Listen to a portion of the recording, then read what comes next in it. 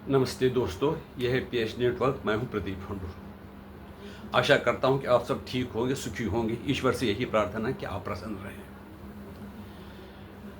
आज मैं बात करूंगा जो कई लोग जो है मनगढ़ंत कहानियां गढ़ते हैं, झूठा नैरेटिव बनाते हैं, जिसका सच्चाई के साथ कोई वास्ता नहीं है।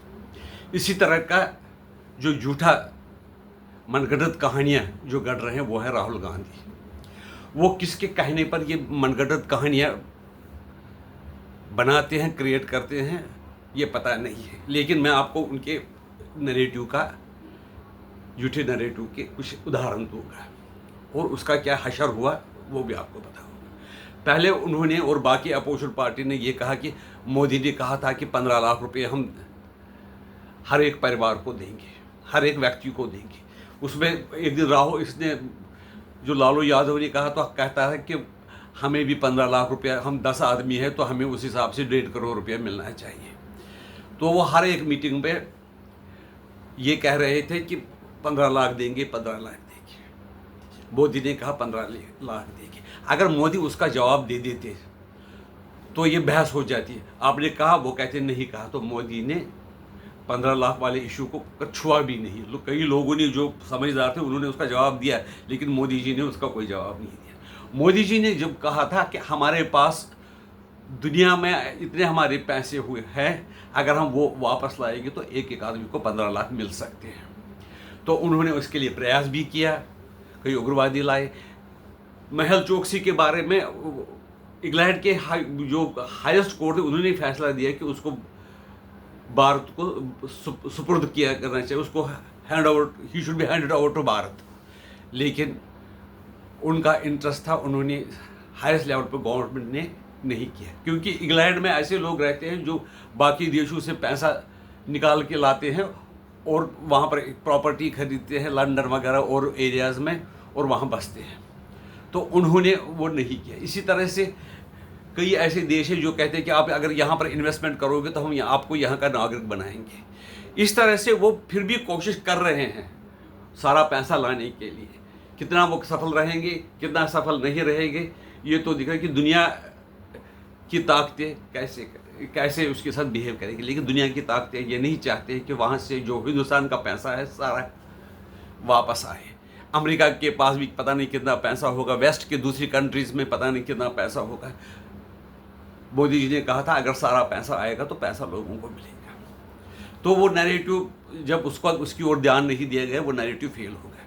उसके बाद बताया राफेल भ्रष्टाचार, राफेल भ्रष्टाचार, राफेल भ्रष्टाचार। तो वहाँ पर वो सुप्रीम कोर्ट भी गए राहुल जी, तो वहाँ पर उनको माफ़ी मांगनी पड़ी। और वहाँ पर जो कमेटी बिठाई गई, फौजियों की कमेटी, जो बड़े chief of the army staff, chief of air marshal वगैरह जो कमेटी थी, उन्होंने कहा कि ये जो रफाल है वो बहुत बढ़िया प्लेन है, इसमें कोई किसी किस्म की गुंजाइश नहीं। इसमें उन्होंने कहा कि जो एंटोनी था उस वक्त, उन्होंने कहा कि हमने कम कीमत में उनके साथ डील की थी। अगर यार डील की थी तो आए क्यों नहीं उस वक्त जो एयरक्राफ्ट है वो क्यों नहीं आए? तो उन्होंने कहा कि वहाँ मेरे पास पैसे नहीं थे, लेकिन उसके बाद उसमें मिसाइल फिट किए गए थे, उसका वो हिसाब नहीं किया। कहा शुरू किया, इतना ज़्यादा खतरनाक नैरेटिव किया कि मोदी जी भी हार जाते कि चौकीदार चोर है, चौकीदार चोर है। ये इतने लोगों, आम गरीब जनता को, जो अनपढ़ जनता, उनके दिमाग में ये तकरीबन उतर ही गया था कि ये जो जिस चीज़ के लिए वो आए, लेकिन ये सब एक जैसे ही है और मोदी जी भी चोर है जैसे कि बाकी लोग हैं। लेकिन मोदी जी के जो प्रशंसक है, वो जो समझदार है, उन्होंने इस बात को समझा है, फिर भी नहीं समझे। तो मोदी जी ने एक लगाया, मैं भी चौकीदार, मैं भी चौकीदार।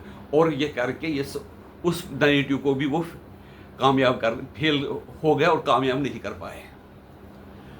उसके बाद कहा अगर किसी ने इन्वेस्टमेंट की तो पैसे किए तो ये लाभ है दोस्तों को, मोदी जी 2 दोस्तों को लाभ पहुंचाने के लिए ये सब कुछ कर रहे हैं। अडानी अंबानी करके उन्होंने भी 4-5 साल उसमें लगा लिए। लेकिन आप पता है कि अंबानी या वगैरह थे, वो उन्होंने जो सिस्टम था उस हिसाब से काम किया। उसमें जो जिसकी चाहे अगर विदेशी होते तो उनको भी फ़ायदा होता, अगर स्वदेशी कंपनी ने इन्वेस्टमेंट किया और वो ठेके लिए तो उनको भी फ़ायदा होगा। लेकिन जो वो उनके ज़माने में जो विदेशी कंपनियां हिंदुस्तान में काम कर रही है, यहाँ तक मैकडोनाल्ड, कोका कोला, यूनिलीवर, इसी तरह से बहुत सी कंपनियां के जो यहाँ पर मार्केट चाइना से सामान उठा के हिंदुस्तान में बेचते थे, फैन वगैरह, वो एलजी वगैरह, उसके बारे में उन्होंने कुछ नहीं कहा। उनको अडानी अंबानी, ताकि लोगों के दिलों में ये बिठाया जाए कि ये चोर है। लेकिन क्योंकि जैसे हम चोर हैं वैसे ही वो भी चोर है, लेकिन लोगों ने इस नैरेटिव को नहीं माना। पहले कई लोगों को तो लगा कि शायद ये सच्चाई होगी। पहले कई लोग कहते हैं हाँ, हम सोच रहे थे मोदी जी आ गए, उस पर इनके दौर में अकाउंटेबिलिटी होगी, लेकिन वो भी ऐसे ही निकले जैसे बाकी लोग निकले। लेकिन जब वो मैं भी चौकीदार तू भी चौकीदार वो फेमस हो गया, तो राहुल जी का नैरेटिव फेल हो गया। या अंबानी का वो भी करता है। फिर क्या किया हिंडनबर्ग रिपोर्ट ने कहा कि अंबानी ने गड़बड़ की, हिंडनबर्ग करके वो जैसे ही वो डीप स्टेट की कंपनी थी, वो भी उसी टाइम फेल हो गए जब वो ट्रंप का शासन आया और वहाँ से वो कंपनी ही बंद हो गई। वो हिंडनबर्ग भी फिर भूल गए। इसी तरह से जब गलवान हुआ तो कहा कि हमारे जो चाइना के फौजी हमारे फौजियों को पीट रहे हैं, उन्होंने पता नहीं कितने एरिया को कब्जा कर दिया, हज़ारों किलोमीटर। तो जब मोदी जी और उसकी टीम ने बता दिया कि जो देश के लिए जो गद्दारी थी, जो एरिया आपने छोड़ दिया वो आपने छोड़ दिया, चीन को दिया, कुछ पाकिस्तान को दिया, श्रीलंका को भी एक आइलैंड दिया, तो हमने ऐसा कुछ नहीं किया। तो फाइनली तो चाइना को बाहर कर ही दिया भारत ने। उसको भी वो भी नैरेटिव क्रिएट करने की कोशिश की। मोदी जी के ज़माने में चीन ने बहुत ही हिंदुस्तान का इलाका कब्जा किया। इसी तरह से बहुत सारी घटनाएं हैं। अच्छा, दूसरी बार फिर आज जो लेटेस्ट वो कर रहे हैं कि नरेंद्र सरेंडर, लेकिन उन्होंने भी उसमें पार्लियामेंट को रोकने की कोशिश की। तो मोदी जी ने कहा कि हाँ बिल्कुल हम उसका जवाब देंगे, ऑपरेशन सिंदूर के बारे में क्या किया कैसे नहीं किया, तो हम उसका जवाब देंगे। जब मोदी जी ने कहा कि हम जवाब देंगे, तो वो ये जो अपोजिशन है उनकी, राहुल जी की बहन, वो भी भागती रही बहस से। अपने कुछ 2-4 वैसे जो ना शूट एंड स्कूट वाला किया को और भाग गए। तो उन्होंने समझाया कि 47 से कांग्रेस ने क्या किया है अब तक, और अब उनकी कारण ही हमें ये जो मुसीबतें उठाने पड़ रही है। जो कश्मीर की समस्या है वो है नेहरू जी की देन है, अगर वो नहीं होते तो कश्मीर की देन नहीं होती। इस तरह से राहुल गांधी जी लग रहा है कि वो किसी के कहने पर कर रहे हैं। शायद या तो हो सकता है कि किसी से कहीं से पैसा मिल रहा हो सकता है कि उनको कहा गया हो कोई जो डीप स्टेट है अमेरिका के, दूसरी स्टेट जो दूसरे ही ऐसे जो हिंदुस्तान की तरक्की नहीं चाहते हैं,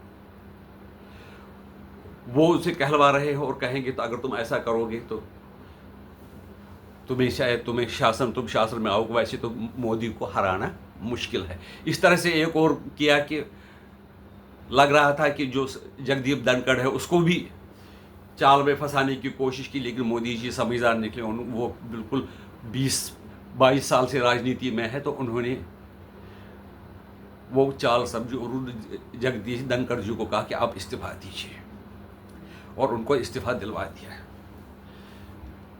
फिर ट्रंप ने कहा 25-26 बार कि मैंने सीज फायर कराया, दोनों पार्टीज हैं हिंदुस्तान और पाकिस्तान के बीच में, मैंने सीज फायर करवा दिया। तो सरकार ने कहा, मोदी जी ने कहा कि हमारी किसी से बात ही नहीं हो, ट्रंप के साथ मेरी 4 महीने से कोई बात ही नहीं हुई है। दुनिया के किसी देश ने हमें सीज फायर करने के लिए मजबूर नहीं किया। हमारा जो लक्ष्य था उग्रवादी कैंपों पर हमला करना, वो हमने कर लिया, उसमें अब सफल हो गए थे। लेकिन फिर DGMO जो पाकिस्तान के, उन्होंने हमसे रिक्वेस्ट की कि आप अब बंद कर दीजिए, हम भी तैयार हैं। तो हमने कहा चलो, आप हमारा जो मकसद है वो पूरा हो चुका है। लेकिन राहुल गांधी उस पर अभी टिके हुए हैं, लेकिन बहस में कुछ बहस करने की हिम्मत नहीं है। इन्होंने एक गोगोई जी को भी खड़ा कर दिया है कि वो कैसे आए, जो पाकिस्तानी जो उग्रवादी थे वो हिंदुस्तान में कैसे आए। तो उन्होंने अमित शाह जी ने कहा था उनको, क्या तुम जानते हो कहाँ पर हमारी फौजें खड़े हैं?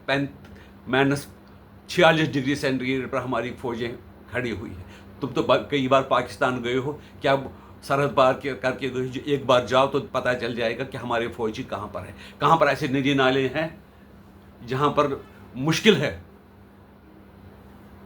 ये करना, सिक्योरिटी करना। कई करते तो है, कई चूक रह जाती है, कई फोर्सेस। फिर तो अगर आप चाहिए कि एक एक गली पे, तो उसको 1 करोड़ फौजी चाहिए। हमारे बॉर्डर इस तरह से है। चाइना के साथ भी हमें लड़ना है।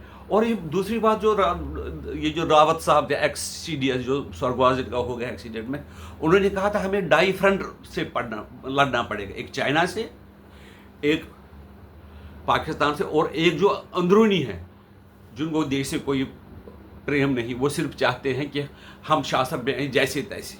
और ऐसे है, कांग्रेस भी चाहती है यही है कि, और बाकी जो वो पार्टियां हैं, जो डीप स्टेट है, अमेरिका भी नहीं चाहता तरक्की करे, इंग्लैंड भी नहीं चाहता है, और बाकी कंट्रीज भी नहीं चाहते। वो सोचते हैं कि हमारे खरीदार बन के और हम उन पर राज करें, और पूरा जो उनको कमाई करते हैं उसका वो प्रॉफिट हम ले लें, और जो हिंदुस्तान के लोग गरीब रहे हैं वैसे ही गरीब रहे, जैसे कि पहले गरीब बनाया था वैसे ही गरीब बनाएंगे। लेकिन जब तक मोदी जी है, उनकी चालें कामयाब नहीं रहेगी। और इस तरह की जो डीप स्टेट है, वो हमेशा चाहती है कि हिंदुस्तान में जो सरकारें हैं वो इनस्टेबल सरकार आए। जैसे कि चरण सिंह की सरकार थी, उसको लालच देकर उनको कांग्रेस ने कहा कि हम सपोर्ट करेंगे, फिर सपोर्ट विड्रा कर दिया है। इस तरह से ये लोग, कांग्रेस भी चाहती है कि इनस्टेबल गवर्नमेंट, और जो डीप स्टेट वो तो चाहता ही चाहता है। दूसरी बात ये है कि फिर जब चंद्रशेखर की हुकूमत है, उसको भी 40 दिन में ही गिरा दिया है। ऐसी कांग्रेस है। इसमें इतना ही नहीं, ऐसे भी जिहादी तत्व भी है जो चाहते हैं कि अगर कांग्रेस की हुकूमत आएगी, इनस्टेबल गवर्नमेंट होगी, जो मुलायम सिंह, अखिलेश यादव के इस पे सपोर्ट पे टिकेगी, तो वो हुकूमत जो है वो हमारे लिए फ़ायदेमंद है। देश में ऐसे लोग हैं जो कि देश के अंदर भी है और देश के बाहर भी है, वो चाहते हैं ऐसी सरकारें हों जो हमारे कहने पर चले, हमारे सपोर्ट पे चले, जो हम कहेंगे उस हिसाब से काम करे। इसमें वही नहीं, क्रिश्चियन मिशनरी भी उसमें शामिल है जो चाहते हैं। और ये बात तो अब साबित हो गई, राहुल गांधी को देश से कोई प्रेम नहीं, उसको शायद शासन चाहिए, उसको हुकूमत चाहिए, वो प्रधानमंत्री बनना चाहता है। एक हमारे यूट्यूबर जी हैं, बड़े फेमस यूट्यूबर हैं, सुमित जैन जी, वो उनको कहते हैं ये राहुल गंदगी है। राहुल गांधी नहीं, राहुल गंदगी है। मैं ये नहीं कहूँगा, मैं तो कहूँगा राहुल गांधी। राहुल गांधी जो है वो देश को बर्बाद कर सकते हैं, इसलिए उनके नैरेटिव से बचना चाहिए। लेकिन मैं ये बताऊं कि कई लोगों को ये दिल में बात बैठ गई है कि जो मोदी जी है वो इलेक्शन भी करते हैं। अभी दूसरा इन्होंने ये किया, महाराष्ट्र में चोरी से वोट जीत गए, बिहार में भी चोरी से इलेक्शन जीतना चाहते हैं। उसका मकसद ये नहीं है कि उनको पता है कि हम न जीतेंगे, लेकिन लोगों में एक दिमाग में डालना कि अगर जो हम हार रहे हैं वो मोदी जी की चोरी के कारण, यानी उनके लोगों में ये शक डालते हैं कि जो हम जीतते हैं वो, ये जो लोग जीतते हैं वो चोरी से ही जीतते हैं, उनका लोगों का सपोर्ट नहीं है। पहले जो कह रहे थे ईवीएम में गड़बड़ है, कई लोग सालों साल कहते रहे। जो गरीब आदमी थे, ऑटो वाला था, क्लास 4 था, या कई भी लोग भी जिनका कोई वेस्टेड इंटरेस्ट, वो कहते थे कि ईवीएम में गड़बड़ थी। और कई लोगों को पेश करवाई कि दिखाया कि ईवीएम में किसी कोई ईवीएम को लाया गया तो उसमें दिखा कैसे कर सकते। इस तरह से लोगों को जो कंस्ट्रक्टिव अपोजिशन न करके उन्होंने फॉल्स नैरेटिव क्रिएट करके वो शासन को हथियाना चाहते हैं। लेकिन मोदी जी बड़े खिलाड़ी हैं, उनके एडवाइज़र भी शानदार है, डेडिकेटेड है, जिनसे उनका पार पाना मुश्किल है। इसलिए राहुल गांधी को सोचना चाहिए कि मैं जो कर रहा हूँ इससे न मेरा फ़ायदा होगा न देश का फ़ायदा होगा। आपकी राय इसके बारे में हमें बता दीजिए। हमारा निवेदन आपसे कि हमारे चैनल को सब्सक्राइब कीजिए, वीडियो को लाइक कीजिए और वीडियो को शेयर करना ना भूलें। वंदे मातरम, भारत माता की जय। जय श्री राम।